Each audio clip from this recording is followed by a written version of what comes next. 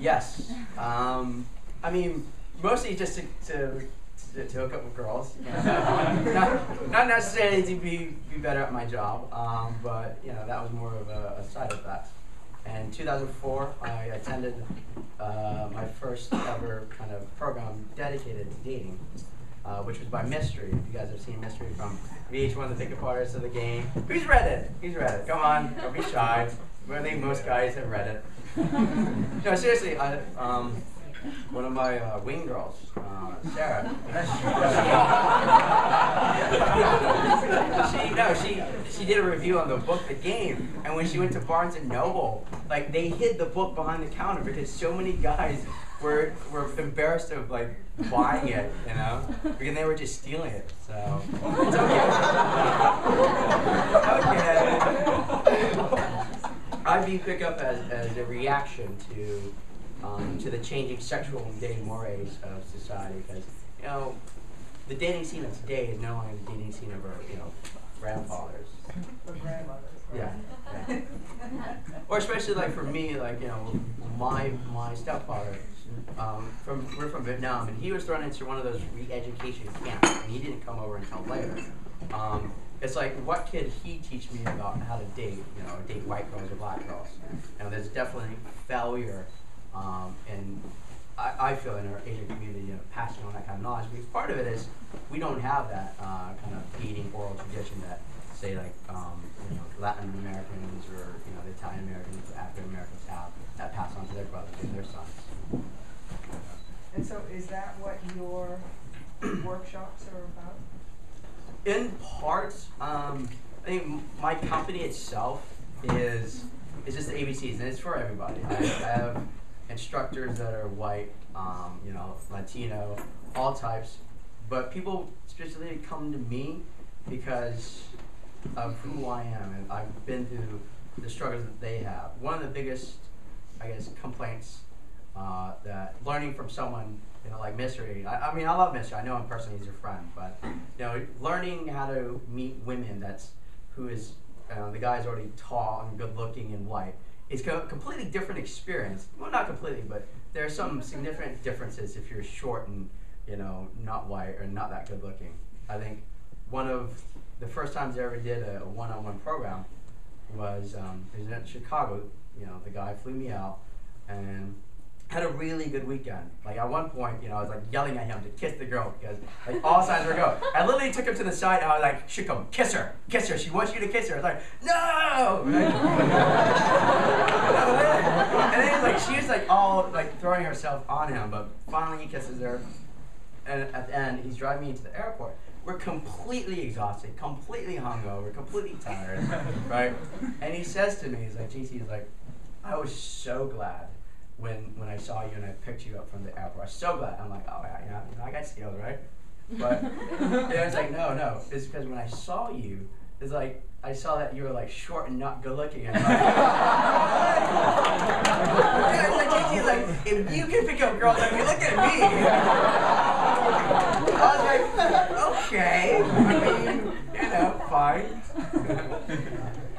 So, yeah, I mean, that's why a lot of Asians come to me. A lot of just people from different backgrounds, whether it's Asian, you know, I have black students, Latin students, Indian students, and it's that feeling that just being able to deal with obstacles that, you know, someone of, you know, Caucasian persuasion has not has not encountered. I think one of the worst experiences of my entire life ever. It showed why I thought the dating and seduction community fails like minorities. Was in one night I was with a bunch of friends. We were in Hermosa Beach, and we're going to this big bar, a lot of lovely women, and I see like 4 Asian girls and a blonde girl, you know, very attractive blonde girl. Her back was turned to me, but she's talking to like a bunch of Asian girls. So I'm like thinking, oh, she's got Asian friends, right? I can talk to her, right? So I go up, I like, you know, I say hello, and she turns around, and she's a platinum blonde Asian girl.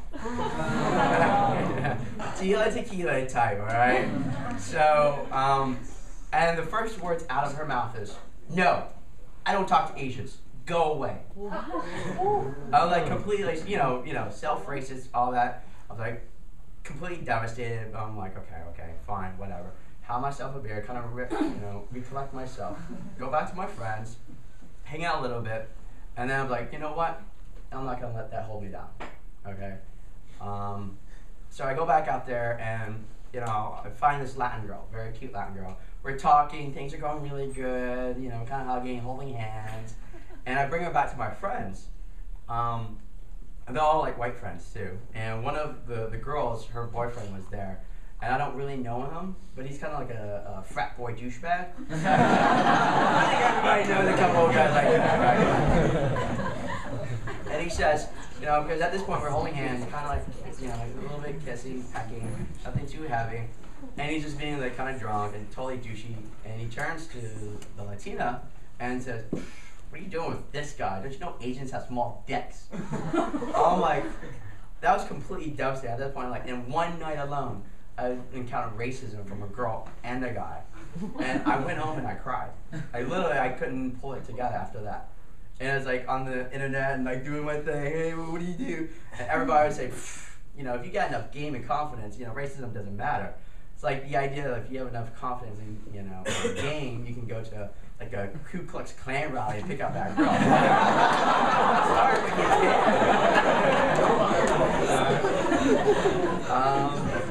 And so that's one of the things that I try to teach my students is the hallmark of a man isn't how many times you win or even how many times you're successful. It's what you do when you get knocked down. It's what you do after you get knocked down. Right? That's the character of a man. And I always tell my students, it seems kind of backwards, but you know, I give my guys permission to fail, to make mistakes, because there's nothing wrong with that. I know a lot of Asians in particular, especially if you got like, you know, the tiger mom, you know, parent, right? Where this kind of metric, all right? It's very easy to grade your metric, or like you get straight A's and all that kind of stuff. Very easy to judge. But in social interaction, there's no such thing. You know, success with women or life is far more nebulous, and there's a lot of gray area. So, you know, you make a lot of mistakes. It's like what Timothy Ferris said. You know, your success can be judged by how many uncomfortable conversations you have in your life. So, you know, I always stress to my students, whether Asian or whatever, it's okay to fail. All right, it's what you do afterward that's the most important. Questions? Yes. Yes. In the film, the Flower Drum Song, that came out many years ago, there was the big hit musical, and then they made the film, and I think it was probably in the late 50s, early 60s. And in that, it deals with being married and romance and all that kind of stuff. Have you seen that, and did that have any kind of an influence on your life and or your beliefs now? I'm afraid I am not familiar with that movie. On the topic of marriage and romance, I support it. I mean, one of these days. Seriously, I do. The thing is, like, it's not where I'm at now, but I remember one of my first students. He's like this 5'4" Korean. He actually came over from Korea and lived in New York. Yeah, after my program, he actually met this girl at a coffee shop. You know, imagine a 5'4" Korean guy, a little bit floppy, right? And he goes up to this 5'10", you know, beautiful African American girl, talks to her in the middle of the coffee shop. Oh, everyone is staring. What the fuck is going on? You never see that, you know. And he, like a year later, he proposed to her. So, you know, I'm cool with like marriage. You know, it's not for me right now, but you know, I'm conceptually down for it.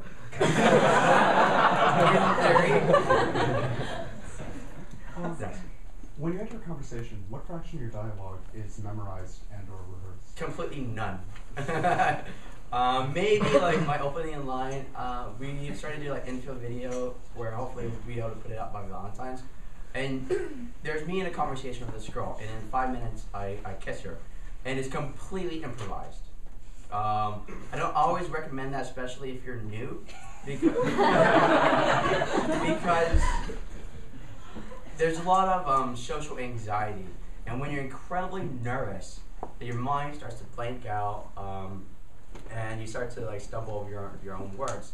So I understand, especially if you're new, there needs to be kind of like a pattern, a line of pattern or training wheels. But for me personally, right now, quite frankly, there are times when I don't really know what's coming out of my mouth. I don't really care. It's just like, so long as it's good enough. I can do like 51% things right and 49% things wrong and still, win the day. But again, I don't recommend that if you're completely new. So again, some training wheels is good.